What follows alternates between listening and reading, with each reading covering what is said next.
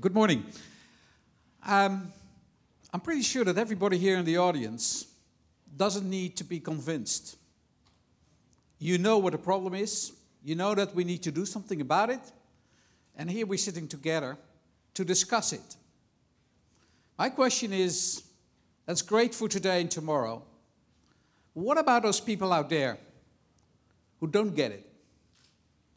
What is the purpose of getting together with the people that already understand the issue if we don't think about how we reach out to others? And let me tell you, in practical sense, a few of my experience.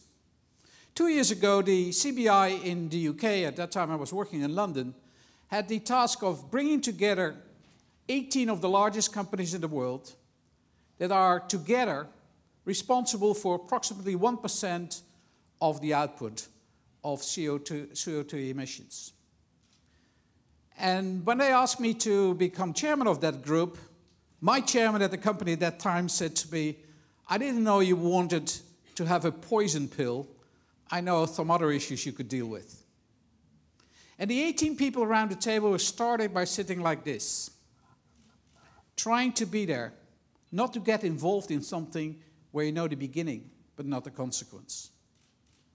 Now, we were lucky because a year later, we have committed, those 18 companies, including BP and Shell and Tesco, and we have committed ourselves to probably the most far-reaching, voluntarily agreed program to actually reduce carbon emission.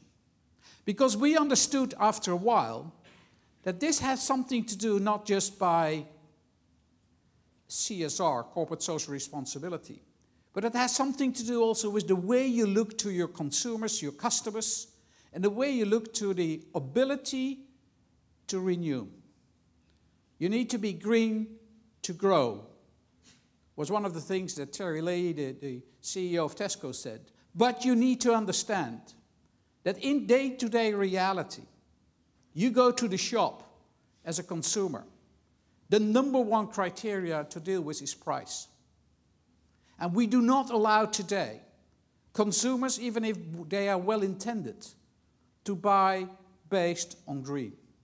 Because if you buy the next fridge, look to the pricing.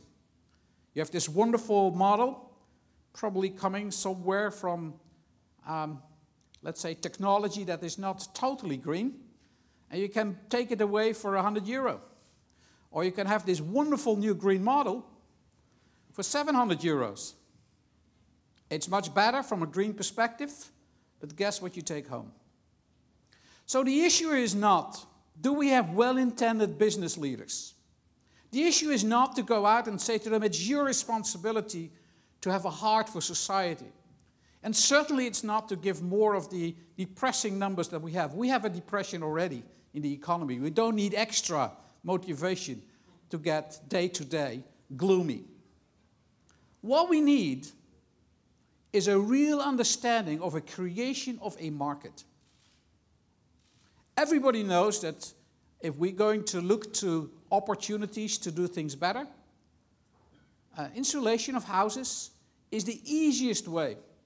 And by the way, it's a very profitable way to do it, also for the consumer, if they can spend the 7 years from a cash flow perspective between making the investment and getting the returns. So the issue is not intention. The issue is ability for households to make those decisions and to bridge a 7-year period from a cash flow perspective.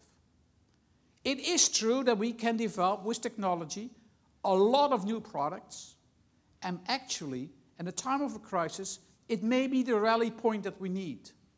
Every crisis in the history had at a certain point in time something new, something that was an inspirational source. To get out of the crisis, you need something like that.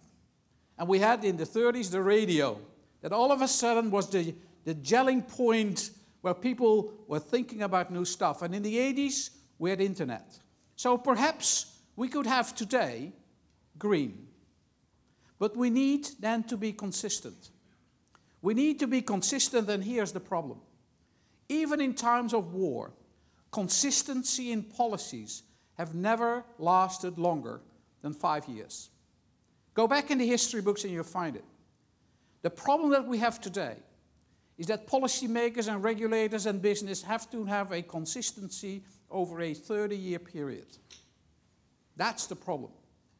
So, business for green is not the issue whether you can inspire people to do the right thing on a short period. You can. My argument is you have already done that. You have won the hearts and the minds of a lot of people that it is important to go and do it. Every CSR program in the world that I know of makes the involvement here. But the real question is, are we consistent? And do we get the benefits because it's end to end? And that will require more than a couple of nice speeches.